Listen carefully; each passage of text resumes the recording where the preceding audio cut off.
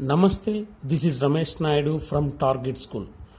Today we will discuss rational numbers part 4. In this part, we discuss about closure law, commutative law, associative law, identity law and inverse law. First we go for closure law. So what it says that closure law? First of all, let A comma B belongs to P. A, B or any numbers belongs to a set P. Okay, and dot is any operation, whether it is plus or minus or into or division. Okay, yes. So in the closure law, if A comma B belongs to P, then A dot B is also belongs to P. Okay, this is called closure law. For example, if 2 comma 3 belongs to Q, 2, 3 are rational numbers, then 2 plus 3 is equal to 5 is also belongs to Q. Okay, this is called closure law under addition. Next, in subtraction, 2 minus 3 is equal to minus 1 is also belongs to Q. Okay, and multiplication, in multiplication, 2 into 3 is equal to 6 is also belongs to Q. And division, 2 divided by 3 is equal to 2 by 3 is also belongs to Q. Okay, this is called closure law. So once again listen, if A comma B belongs to a set P, then A dot B is also belongs to P. So this is called closure law. It read as the set P satisfy closure law under operation dot. Okay, here one small note. Set of natural numbers satisfy closure law under addition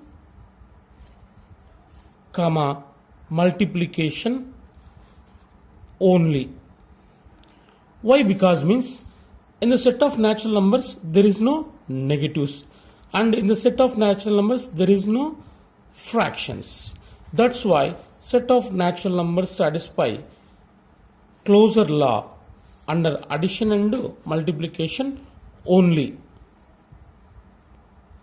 And W also same, satisfy closure law under addition and multiplication only, same as it is. Integers I satisfy closure law under addition and subtraction also. So here 2 minus 3 is equal to minus 1. Minus 1 belongs to integers. Okay, in integers negatives also there. So addition, subtraction and multiplication only. Why? Means fractions does not belongs to integers. That's why set of integers satisfy closure law under addition, subtraction, multiplication only. The final Q, set of rational numbers satisfy closure law under all operations, plus, minus, into and division. Okay, so set of rational numbers satisfy closure law under all operations. Go for a second property, commutative law. In commutative law, if A comma B belongs to a set P, then A dot B is equal to B dot A is known as commutative law. Okay, for example, 2 comma 3 belongs to Q. Then 2 plus 3 is equal to 3 plus 2. 5 is equal to 5. Okay. Set of rational numbers satisfy commutative law under addition. And subtraction, 2 minus 3 is equal to 3 minus 2. Minus 1 is equal to 1. It not satisfy. And into 2 into 3 is equal to 3 into 2. 6 is equal to 6. Yes, it is satisfied. Commutative law, set of rational numbers satisfy commutative law under multiplication. Okay, and division. 2 by 3 does not equal to 3 by 2. It not satisfy. So from this we conclude that Q satisfy commutative law.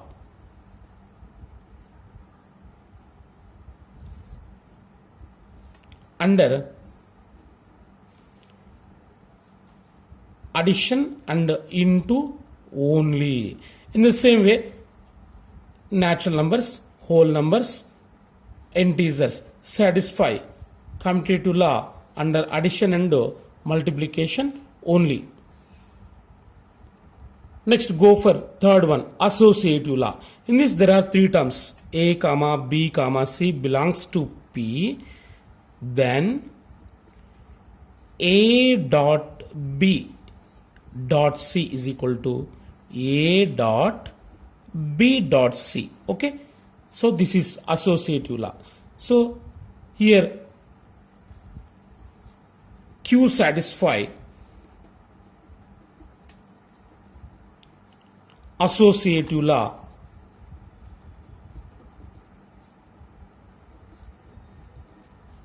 under addition and multiplication only.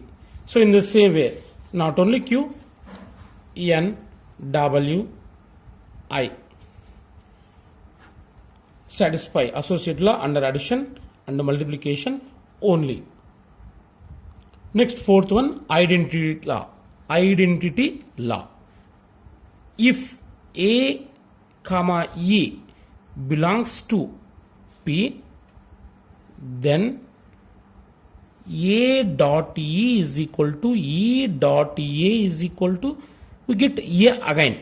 So here A is called identity element. Sorry, E is called identity element. Here E is called identity element.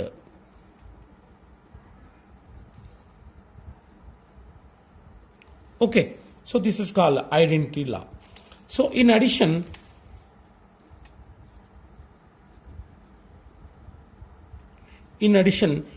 zero is called identity element. Zero is identity element. Okay, zero in addition, zero is called identity element. For example, 2 plus 0 is equal to 0 plus 2 is equal to 2. So 0 is called identity element. In multiplication,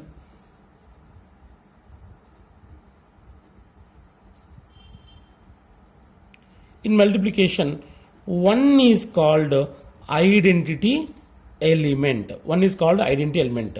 For example, 2 into 1 is equal to 1 into 2 is equal to, again we get 2 only. Here 1 is called identity element. So from this we conclude that in addition 0 is called identity element. In multiplication 1 is called identity element. The last, inverse law. Yes, if A comma A belongs to P and another element B also belongs to P, then A dot B is equal to B dot A is equal to E. Here we get identity element. So here B is called inverse of A and A is called inverse of B. Here A comma B are inverses together.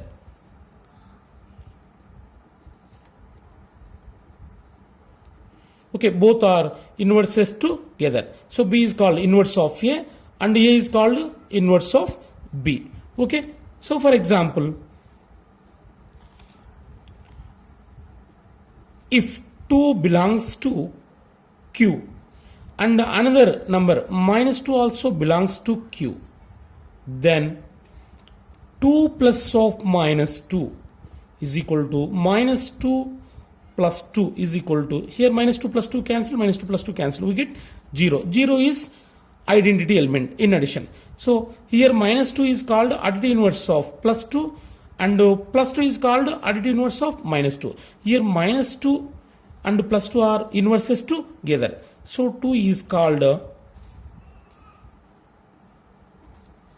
additive inverse. Additive inverse. Here we are doing in addition. So 2 is called additive inverse of minus 2 and minus 2 is called additive inverse of plus 2. Okay, both are inverse. In multiplication, another example in multiplication. If 2 belongs to Q and another number 1 by 2 belongs to Q, then 2 into 1 by 2 is equal to 1 by 2 into 2 is equal to, we get 1. Here 2 to cancel, 2 to cancel. So 1 is multiplicative identity. So in multiplication, 1 by 2 is called inverse of plus 2 and 2 is called inverse of 1 by 2. So both are inverses together in multiplication only. So 1 by 2 is called multiplicative inverse. MI means multiplicative inverse. Multiplicative inverse of 2 and 2 is called multiplicative inverse of 1 by 2. Okay.